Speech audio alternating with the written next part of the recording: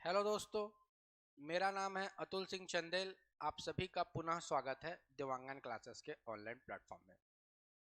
आज हम पढ़ेंगे बाल मनोविज्ञान का एमसीक्यू सीरीज। ठीक है, तो चलिए आज का सेशन स्टार्ट करते हैं। मैं कंटिन्यू आपको बाल मनोविज्ञान के एमसीक्यू सीरीज कराते चलूंगा। ठीक है, बीच बीच में दूसरे सब्जेक्ट का भी लाऊंगा। ठीक है, बाकी हमारे जो आशीष सर हैं उनके द्वारा कंप्यूटर मैथ्स का एमसीक्यू सीरीज डेली डाला जा रहा है, जो चैनल पे लाइव 8 बजे के करीब होते हैं। ठीक है, तो आप लाइव अटेंड कीजिए भाई। ठीक है ना, मैंने कल वीडियो लाइव डाला था लेकिन लाइव में लोग नहीं जुड़े थे, इसीलिए मुझे रिकॉर्ड करके डालना पड़ रहा है। तो अगर आप सब वीडियो लाइव देखना चाहते हैं तो कमेंट बॉक्स पे कमेंट कीजिए, तो आपके लिए जो वीडियो का शेड्यूल है वो क्या किया जाएगा, लाइव। ठीक है, तो चलिए आज का एमसीक्यू सीरीज हम स्टार्ट करते हैं।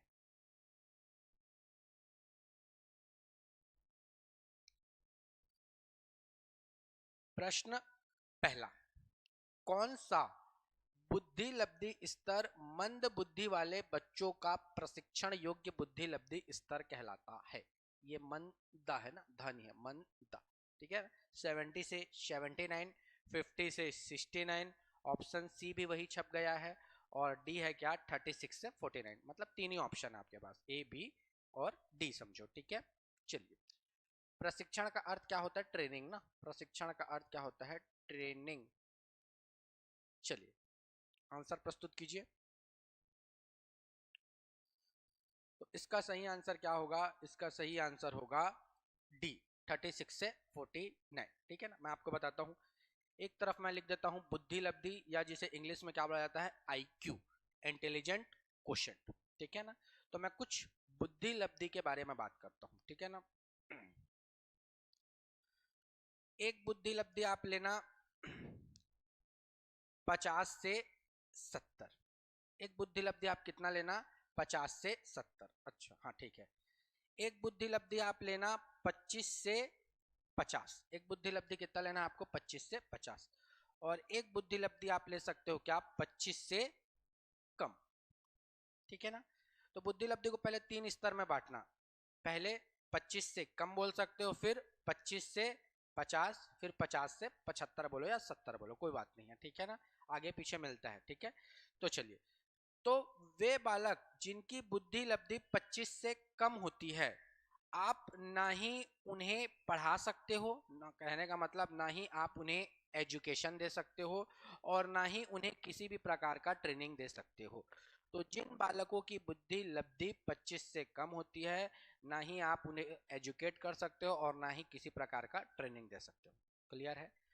जिन बालकों की बुद्धि लब्धि 25 से 50 के मध्य रहती है, उन्हें आप पढ़ा तो नहीं सकते, लेकिन कुछ हद तक उन्हें आप क्या कर सकते हो, ट्रेनिंग दे सकते हो।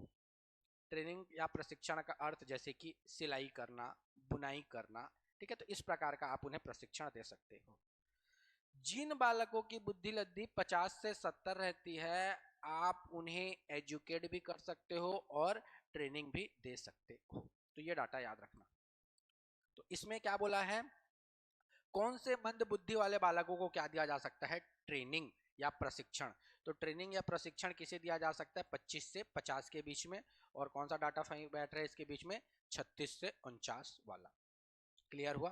तो हमारा सही आंसर क्या होगा, डी। ओके, आगे बढ़ते हैं।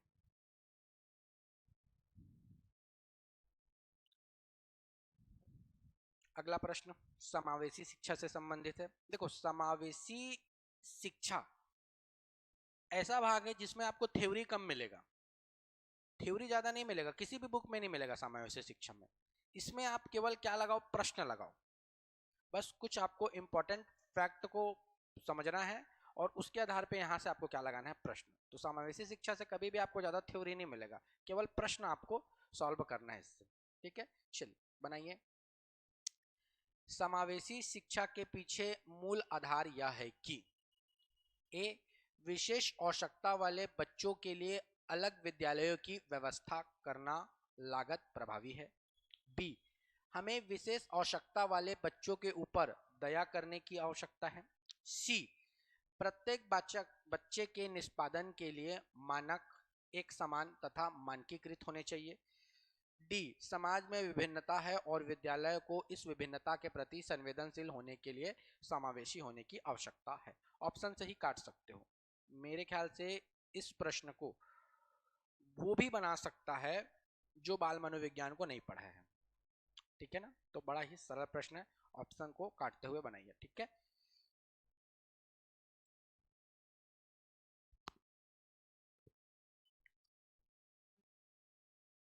चलिए, इसका सही आंसर क्या होगा? पहला पढ़ते हैं, शिक्षा के पीछे मूलाधार यह है कि पहला ये पढ़ते हैं, विशेष आवश्यकता वाले बच्चों के लिए अलग। कभी भी समावेशी शिक्षा में अलग तो हमको करना ही नहीं है, सबको क्या करना है, एक साथ बैठाना है। तो अलग विद्यालय बोल दिया, मतलब ये कथन हमारा पहले ही गलत हो गया। ऑप्शन बी, हमें विशेष आवश्यकता वालों बच्चे के ऊपर दया, कभी भी आपको दया और सहानुभूति नहीं करना है, जबकि बच्चों को उनकी योग्यता के आधार पे आपको क्या करना है, प्रशिक्षण देना है। दया का भाव कहने का मतलब तू ये नहीं कर सकता, तू बैठे रहे, ऐसा नहीं। वो जो कार्य कर सकता है उसको आपको उसी लेवल का कार्य देना है, तो दया नहीं करना है ना। तो दया वाला भाव भी गलत हो जाएगा, दया बोले, सहानुभूति बोले, ये गलत हो जाएगा भाई, ठीक है ना, याद रखेंगे। तो ये भी क्या हो गया, गलत। ऑप्शन सी, प्रत्येक बच्चों के निष्पादन के लिए मानक व एक समान।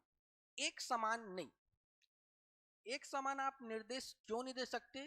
क्योंकि समावेशी शिक्षा में सब प्रकार के बालक बैठे हैं, किसी को सुनने में समस्या है, किसी को देखने में समस्या है, तो आप एक समान निर्देश कभी भी नहीं दे सकते। तो ये कथन भी क्या हो गया, गलत। डी, समाज में विभिन्नता है, हाँ, विभिन्नता है, विद्यालय को इस विभिन्नता के प्रति संवेदनशील होने के लिए समावेशी होने की क्या है, आवश्यकता है। तो हमारा डी क्या होगा, सही होगा, ठीक है। चलिए आगे बढ़ते हैं।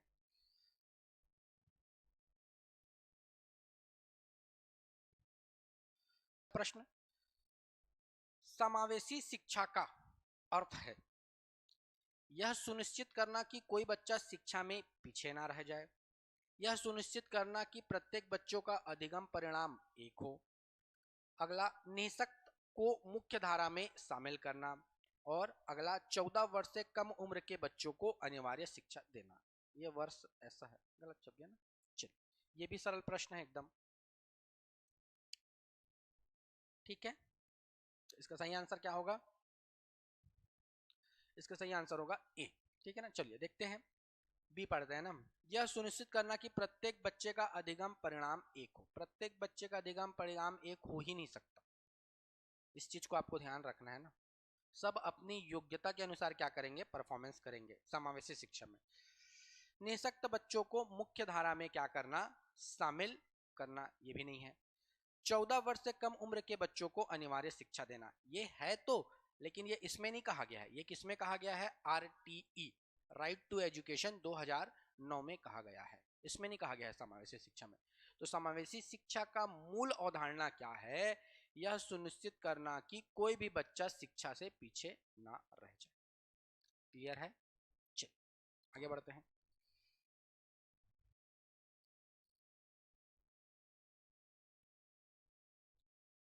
चलिए अगले प्रश्न की ओर बढ़ते हैं।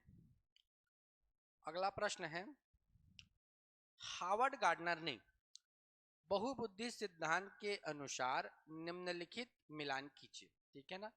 तो बताइए कौन सा उदाहरण संगीतज्ञ बुद्धि का है, कौन सा उदाहरण भाषिक बुद्धि का है, कौन सा उदाहरण अंतर व्यक्तिक बुद्धि का है, और कौन सा उदाहरण स्थानिक बुद्धि का है। बड़ा ही सरल प्रश्न, और बार बार यहां से प्रश्न पूछे जाते हैं, ठीक है।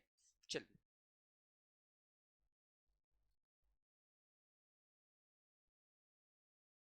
चलिए तो देखते हैं संगीतज्ञ बुद्धि। तो संगीतज्ञ कहने का मतलब, अगर कोई व्यक्ति किसी भी प्रकार का वाद्य यंत्र बजाता है, अगर कोई व्यक्ति किसी भी प्रकार का वाद्य यंत्र बजाता है, चाहे वो ढोलक हो, चाहे बांसुरी हो, चाहे पियानो हो, तो उसके अंतर्गत कौन सी बुद्धि कहलाएगी, संगीतज्ञ। तो देखो, तो वाद्य यंत्र, हाँ, वायलिन वादक, मतलब ये क्या हो गया, संगीतज्ञ, ए। चौथा का क्या, ए। भाषिक बुद्धि, भाषा पे पकड़ क्या हो, मजबूत हो। तो भाषा पे पकड़ मजबूत किसकी होगी, या तो कवि की, या तो लेखक की, या तो शिक्षक की। ठीक है, तो भाषिक बुद्धि का, हाँ ये क्या है आपका, कवि दिया हुआ है। ठीक है, तो ये बी। अंतर व्यक्तिक, दूसरे के मन को समझना। अंतर व्यक्तिक कहने का मतलब दूसरे के मन को समझना। तो आपके मन को कौन समझता है, आपके मन को समझता है कौन, या तो कोई समाज सेवी। आप किसी दुख में हो तो समाज सेवी आपके दुख के भाव को समझेगा और आपकी क्या करेगा, मदद करेगा। या आपके मन को और कौन समझता है, डॉक्टर या चिकित्सक। आप डॉक्टर के पास जाते हो ना समस्या लेके, तो वो आपके अंदर के भावों को समझता है और उसके अकॉर्डिंग आपको क्या लिखता है, मेडिसिन। ठीक है, तो इसमें मेरे ख्याल से डॉक्टर होगा, हाँ डॉक्टर मतलब सी का, ये चिकित्सक। ये स्थानिक, स्थानिक को ट्रेस करना है कल्पना से। स्थानिक को ट्रेस किससे करना है, कल्पना से। तो ऐसी बुद्धि या ऐसे व्यक्ति जिनमें कल्पना क्या हो, अधिक हो, वो क्या कहलाएगा, स्थानिक बुद्धि। एक मूर्तिकार पहले मूर्ति का इमेज कहाँ बनाया, अपने दिमाग में कल्पना से, और फिर उसे ही क्या रूप देगा, वो प्रत्यक्ष या मूर्त रूप। तो स्थानिक बुद्धि का उदाहरण क्या हो जाएगा, मूर्तिकार। डी मिला लेते हैं, ए का 4, बी का सेकंड, सी का फर्स्ट और डी का 5, ऑप्शन सी। ठीक है, चल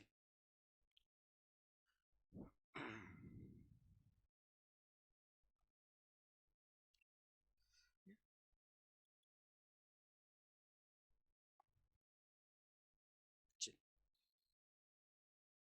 सीमा हर पार्ट को बहुत जल्दी सीख लेती है, जबकि लीना उसे सीखने में ज्यादा समय लेती है। यह विकास के किस सिद्धांत को दर्शाता है, बड़ा सरल, वैयक्तिक भिन्नता, अंतः संबंध, निरंतरता की सामान्य से विशिष्ट।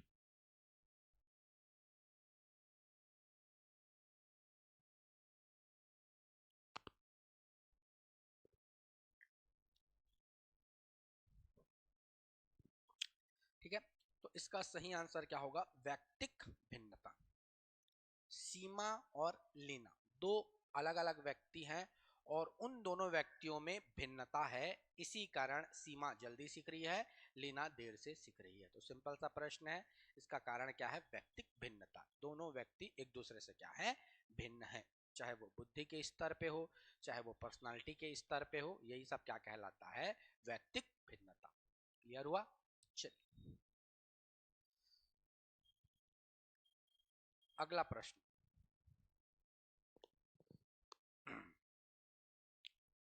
निम्नलिखित में से कौन सा व्यक्तित्व का प्रक्षेपी परीक्षण नहीं है, रोशाक शाही धब्बा परीक्षण, टीएटी जिसे हिंदी में बाल प्रसंग बोध परीक्षण बोला जाता है, ठीक है ना, और सी है शब्द साहचर्य परीक्षण, और डी है 16 पीएफ परीक्षण।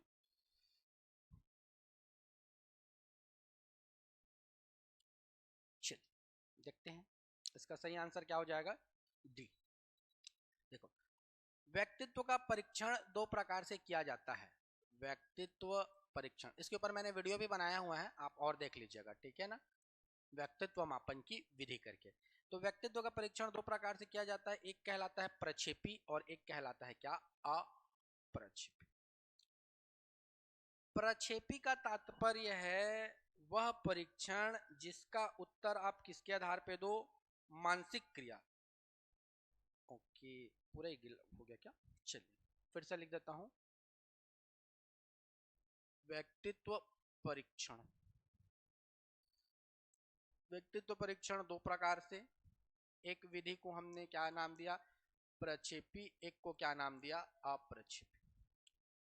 प्रक्षेपी में आपको उत्तर कैसे प्राप्त होगा, प्रक्षेपी में आप उत्तर किसके आधार पे दोगे, मानसिक क्रिया मतलब सोच समझ के, और अप्रक्षेपी में आप उत्तर कैसे दोगे, तुरंत, तुरंत उत्तर देना है, सोचना नहीं है। जैसे एक उदाहरण भी दिया, आपका नाम क्या है, आपको सोचना पड़ेगा क्या, नहीं, आप तुरंत उत्तर दोगे। लेकिन मैं बोलूंगा आपका नाम यह क्यों रखा गया, तो उसके लिए आपको थोड़ा समझना पड़ेगा, तो वो क्या कहलाएगा, अप्रक्षेपी विधि। मतलब जहां तुरंत उत्तर वो अप्रक्षेपी, जहां सोचने के बाद उत्तर वो प्रक्षेपी। ठीक है, तो ये रोशाक स्याही धब्बा परीक्षण, ये क्या है बाल अंतर्बोध परीक्षण, ये क्या है शब्द साहचर्य परीक्षण। तो इसमें आपको थोड़ा क्या पड़ेगा, सोचना पड़ेगा। लेकिन 16 पीएफ परीक्षण, ठीक है ना, इस 16 पीएफ परीक्षण के बारे में पूछता है। पी का मतलब है पर्सनालिटी और एफ का मतलब क्या है फैक्टर। तो पर्सनालिटी को हिंदी में क्या बोला जाएगा, व्यक्तित्व, और फैक्टर को क्या बोला जाएगा, कारक। तो एक हमारे मनोवैज्ञानिक है कैटल, और कैटल ने व्यक्तित्व के परीक्षण के लिए 16 क्या किया, प्रश्नावली तैयार किया, उसे ही क्या बोला गया, 16 पीएफ। तो याद रखना ये भी पूछता है 16 पीएफ किससे संबंधित है। तो पी मतलब पर्सनालिटी फैक्टर, किसके मापन से संबंधित है, व्यक्तित्व। किसने प्रस्तुत किया था, तो इसको किसने प्रस्तुत किया था, कैटल। और ये एक प्रकार का कैसा परीक्षण है, अप्रक्षेप्य, याद रहेगा। चलिए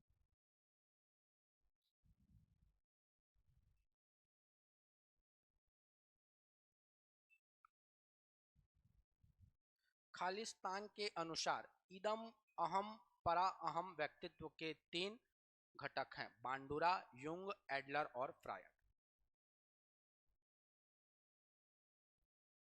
ठीक है, तो इसका सही आंसर क्या होगा, फ्रायड। ठीक है ना। एक हमारे मनोवैज्ञानिक है, उस मनोवैज्ञानिक का नाम क्या है, सिगमंड फ्रायड। सिगमंड फ्रायड ने किसका अध्ययन किया, सिगमंड फ्रायड ने किसका अध्ययन किया, तो सिगमंड फ्रायड ने मन का अध्ययन किया। किसका अध्ययन किया, मन का अध्ययन किया। इसीलिए इसीलिए इनके सिद्धांत का नाम क्या है, प्रश्न ये भी पूछता है ना, इनके सिद्धांत का नाम क्या है, मनोविश्लेषणात्मक, मनोविश्लेषणात्मक सिद्धांत। याद रखेंगे, सिगमंड फ्रायड के सिद्धांत का नाम क्या है, मनोविश्लेषणात्मक सिद्धांत। मन का क्या किया, विश्लेषण। और इसके अनुसार इन्होंने मन में 3 बातें बताई, चेतन मन, अचेतन मन, अर्धचेतन मन। अगर इसका वीडियो आपको डिटेल में चाहिए तो कमेंट बॉक्स में कमेंट कीजिए, मैं सिगमंड फ्रायड का मनोविश्लेषण सिद्धांत का एक डिटेल थ्योरी ही ले आऊंगा। ठीक है ना। अभी जो प्रश्न में दिया है मैं उसी पे ही चर्चा करता हूं। तो इन्होंने 3 बातें बताई, एक तो बोला क्या, ईद, एक क्या बोला, ईद, ठीक है ना, या इदम भी बोलते हैं, ठीक है ना, इसको इंग्लिश में ईड बोल देते हैं। एक इन्होंने बताया क्या, अहम, अहम को क्या भी बोलते हैं, ईगो। और एक इन्होंने क्या बताया, परा अहम, इसे क्या बोला जाता है, सुपर ईगो। तो बस यहाँ पे तो सिंपल सा पूछा हुआ है, ईद, अहम और परा अहम के बारे में किसने चर्चा किया, तो सिगमंड फ्रायड ने। फिर से बोल रहा हूँ, इसके ऊपर डिटेल वीडियो चाहिए तो कमेंट बॉक्स में कमेंट करिएगा, मैं ले आऊंगा। ठीक है, चलिए।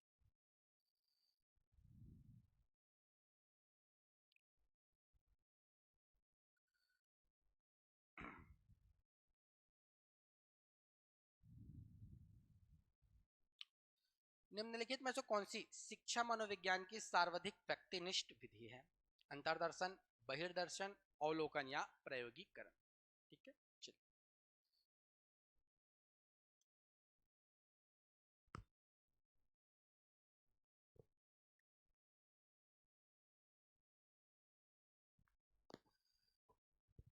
ठीक है, चलिए। तो इसका सही आंसर क्या हो जाएगा, ए, अंतर्दर्शन। सबसे पहले व्यक्तिनिष्ठ विधि है क्या,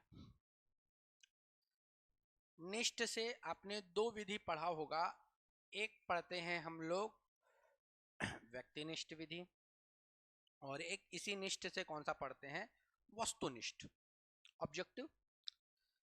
व्यक्तिनिष्ठ और वस्तुनिष्ठ में अंतर क्या है, वस्तुनिष्ठ जो प्रश्न है इसका आधार क्या होता है, कोई भी साक्ष्य, एविडेंस या तथ्य।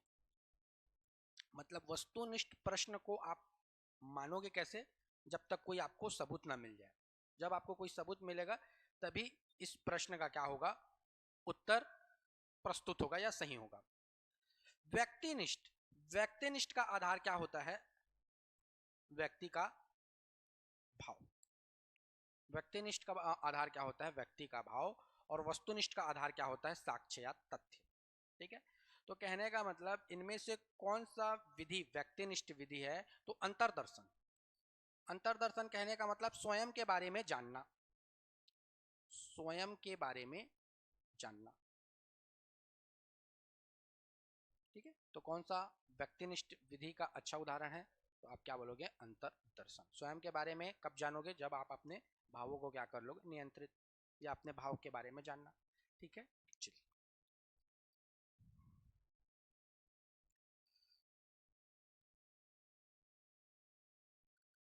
परामर्श प्रक्रिया का आशय है।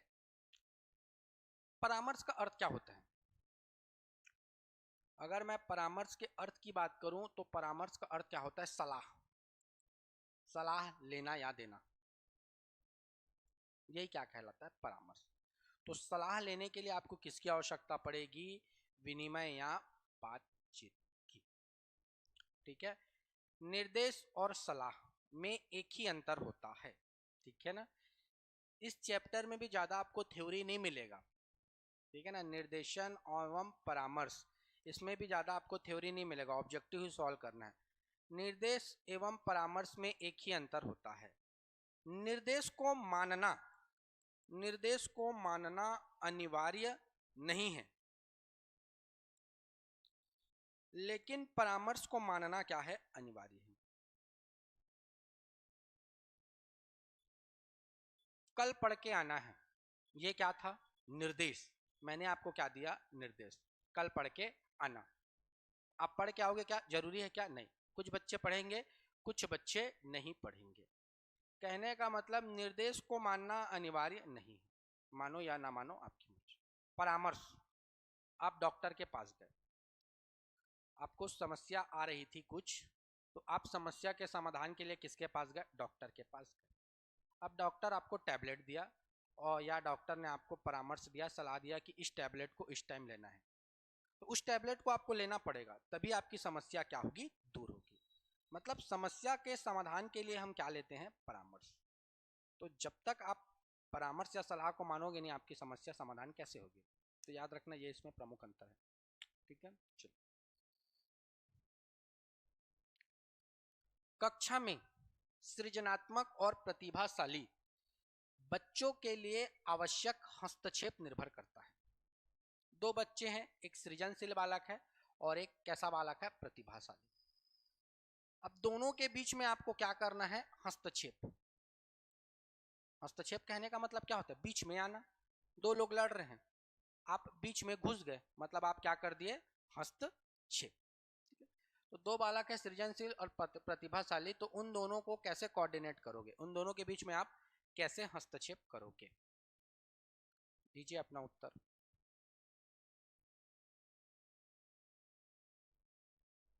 ठीक है, चलिए देखते हैं इसका सही आंसर क्या होगा? ए।